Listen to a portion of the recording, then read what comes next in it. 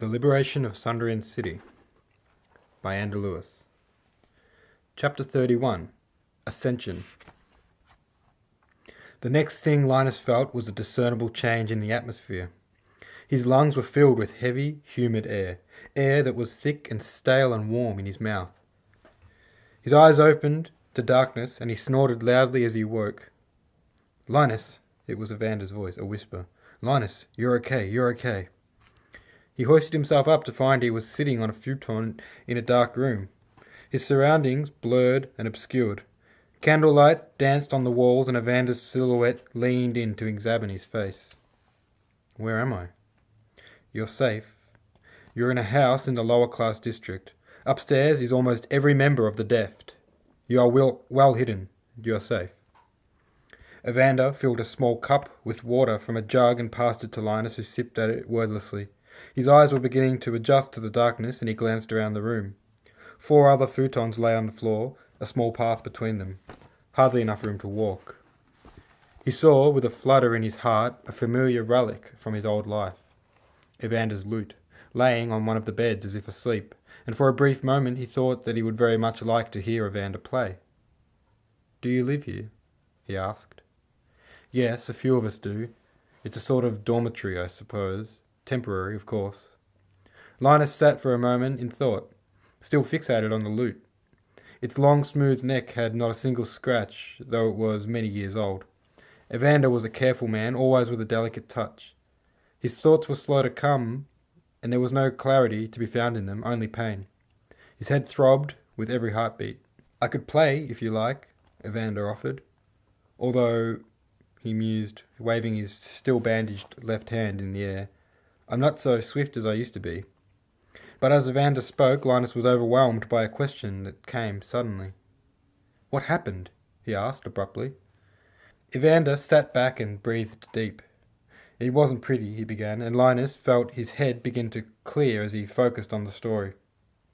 "We arrived to find you purple-faced, choking, dying. I was with 2 of my men, and we had Commander Deimos outnumbered. We had him at arrow point, pinned to the wall. We had to move fast. You looked like you were moments away from death. I told him to release you, but he refused. He was laughing. He knew I wouldn't be able to control the elephant. So there we were, at a standoff, a stalemate. And you should have seen the look in his eyes, more scorn than I've ever seen in a man. There was no time to think. I climbed the beast and tried to give some commands, but I quickly realized my mistake when the beast pulled you into the air and tossed you back down, still clutching you around the neck. I began to panic. Time was up. You were unconscious. So I did the only thing I could. I drew my sword and sunk it into his neck, straight down between my legs. Yes, I thrust my sword into the beast's neck and he dropped instantly. His legs buckled and he collapsed to the ground. I came tumbling away and Deimos took the opportunity to flee." "Mott," he whispered. "You killed Mott." Evander nodded. "I believe I did, yes." And seeing the sadness in Linus's eyes, he added, "I'm sorry." "He was my friend," gasped Linus. "I had to, Linus." "You didn't. You didn't have to." "I'm sorry, I panicked. I saved your life, son. It was the only way I knew. I'm sorry." Linus fell back to his bed. Pain shot through his body as he did. "You didn't have to kill him," he repeated. "And please stop calling me son." Linus twisted his head to the side, realizing what Evander had said a moment before. "What do you mean by you believe you killed it?" Evander shook his head with sorrow. "It kind of survived, I'm sure of it. When we left the scene, it was trying to move to its feet, but there was a lot of blood. It kind of lived much longer." Evander stood. "I believed it necessary. I am sorry that your friend had to die, but there is nothing to be done about it now. Get some more rest, gather your thoughts, and I will come back down later and fetch you. Then we are to convene with everyone upstairs and plot our next move." A short while later, Linus emerged from the darkened hatch on his own accord. He hadn't slept, but sort of meditated and calmed his mind, tried to arrange his thoughts and questions and muster composure. A fresh new hatred for Evander threatened to engulf his mind as he thought about the death of Mott, and so he made his way up the stairs and back into the company of the deft. The sunroom was full. Men stood around its edges as all the 6 seats were taken, but for one, which Linus knew was reserved for him. The buzz of words dwindled quickly to a hushed silence as he approached. The small room was flooded with an orange tint, the setting sun doing what it could. Linus felt all eyes upon him as he sat. Sitting to the left of Evander, he saw Tanner, Senior, the maker of fine clothing from the special residencies, whose son Linus despised, and wondered briefly if Tanner knew what his father did in his spare time. Behind him stood 4 swordsmen he recognised from Kratos' home, the others, a handful of toughened men, peering in at him from all around, he was yet to have met. A young-looking man, not much older than Linus himself, sat confidently at the table. Linus had a suspicion that he might be an apprentice of Evander's. The group was small, but well organised, the men seemingly disciplined and committed. When Evander spoke, he did so in a business-like manner. The princess is safe. She is still well hidden behind the barn at Kratos' farm. The property was searched, but they found nothing and it was cleared. So we think this is the safest place to keep her for now. Butch is still there, guarding her. Kratos is at home too, keeping watch and tending to them. You've likely recognised his men here to help. He waved a hand in their direction. Linus nodded, his first question having been answered already. Before he could speak, Evander continued. Now, we've had some good news. It seems we are the benefactors of a small miracle. The palace guard has been stricken by an illness. Perhaps half of the men have fallen ill. States of delirium, madness, and incapacitation have been reported. At least one has died. Deimos has allowed the worst to rest, but some of the sick guards are still at service. They've been stationed closer to the inside of the palace. The unaffected guards are assigned to the manhunt for yourself and Princess Robin. This explains the relatively small search party we observed on Crow Road.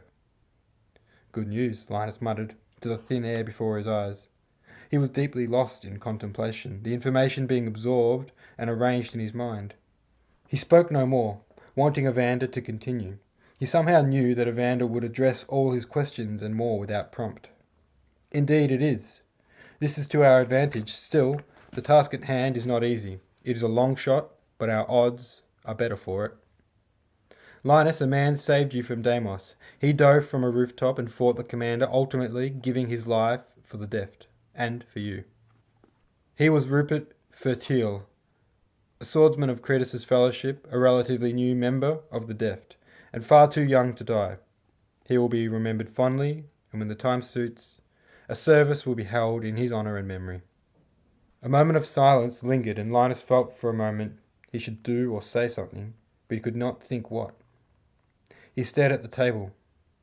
"Thank you, Rupert," he whispered, and as the moment lingered, he felt his cheeks flush. "Thank you, Rupert," the words echoed around the table, repeated by each man there in an eerie chorus. One of the swordsmen standing behind Evander muttered, "He was a good man," in the silence that followed. Linus looked up, a lump in his throat, and saw his father's eyes upon him. "Hestia was killed too. He tried to help me and was killed," he said, the words fumbling from his mouth. "Yes, we know this. We returned to your house and his body was discovered. Another who shall be honoured when the job is done." "Yes," said Linus, and nothing more on the matter followed. Now the Goresh situation. Until recently it was believed the man was an enemy of our cause, but in light of the new information from yourself and Princess Robin, it seems he may be a helpful ally. We've not been able to contact him as yet. He resides deep in the palace and is assigned to protect Remy at all times. At a time like this, I am sure Remy hasn't let him out of his sight. The question now is how can we contact him and what use can be made of him? We will deliberate on that. And finally, we need to make a plan of escape. The wall cannot be scaled easily. The rivers that pass under it on the western wing are gated with impossible iron.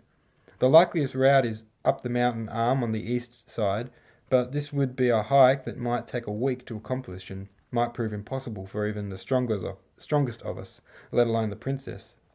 Assuming we can make the hike, it is likely we will be seen from the wall and reported. It is far too dangerous. The wall has no weak points to exploit, and what about the gate? Linus interrupted. The gate? Repeated Tanner, Senior, speaking for the first time. Yes, the gate, right in the centre of the wall. It is made of reinforced wood rather than thick stone. It could be brought open. The gate is the most heavily guarded part of the wall, Linus. Indeed, of the entire city, said Evander. But it is weak, structurally, Linus suggested. Comparatively, yes, but what would bring it down? Linus shrugged. I don't know. An elephant? He suggested, not at all convincingly. It was just an idea. What about Remy's magics? Evander rubbed at his chin thoughtfully. Supposing we can bring open the gates, then what?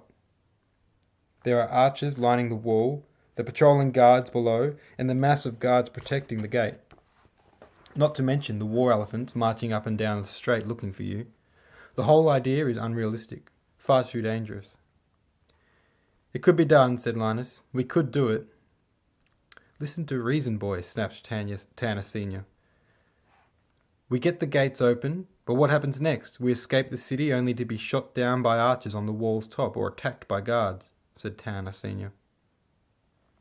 No, they would see. They would see that there is nothing out there. They would watch us leave and realise that they were wrong, Linus insisted. Evander had the distinct look of a man bemused. He'd stopped entertaining the idea now. People don't work that way, Linus. If you've believed something from birth, it becomes a part of you. Good people would look the truth in the face and fail to see it, refuse to see it. It takes far more than evidence to convince a man he is wrong. Time is required. The smell of stew wafted by, and Linus felt his eyes dilate. But there is no time, he muttered. No. The room fell silent, and Linus felt his mouth moisten. My wife's cooking, said a wiry, bald-headed man from against the wall. A mutter of approval resounded through the room, and Linus allowed a small laugh to escape him. Won't be long, the man added. It's good, said Evander reassuringly, and now Linus let a real laugh escape, despite himself. I can't wait, he replied, and he meant it. His joints ached, and his head throbbed. A hearty meal would be all sorts of relief to him. Right on cue, a squat woman waddled to the table happily and placed a large basket of bread down. Gentlemen, she greeted. Courtesy of the Di Battista family, she nodded toward a man seated beside Linus, who gestured to the bread. My pleasure, men, he smiled. He reached to the basket and pulled it to Linus in offering. Baked this morning, he added, and without hesitation Linus reached in and took a piece, thanking the man sincerely as he did. The basket rounded the table, and the conversation lapsed a while as the men all sank their teeth in. Linus felt pure bliss as he did, wondering if ever he had been so hungry. We've got to make a decision, Evander said through a chorus of chewing. What Linus said next was impulsive, another moment in which the answer came to him on a reckless whim. It seemed to hold logic, but he couldn't quite name it. It could be a bad idea, he wasn't sure, but it was what he was compelled to do. I'm going into the palace, he said confidently, and every man's gaze flicked to him in surprise. Linus, that. I must, he continued, cutting Evander off. Madness, said Tanner Sr. Linus, think of what you're saying. It's out of the question. You are to stay out of harm's way. The boy's gone mad. Tanner, please, begged Evander. The man began to speak. If he wants to have himself killed...